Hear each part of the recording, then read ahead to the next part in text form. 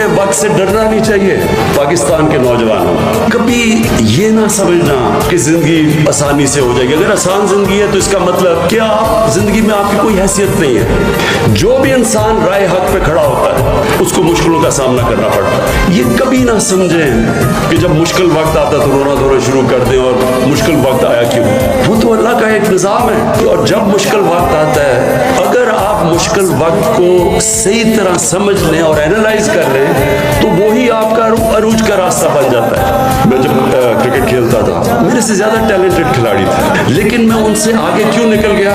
کیونکہ جب میرا مشکل وقت آتا تو میں فیل ہوتا تھا تو میں اس کا پورا تجزیہ کرتا تھا. رات کو سوتا نہیں تھا جب تک میں نے یہ نہ سمجھ لیا ہو اپنی ذہن میں کہ کیا میں نے غلطیاں کی.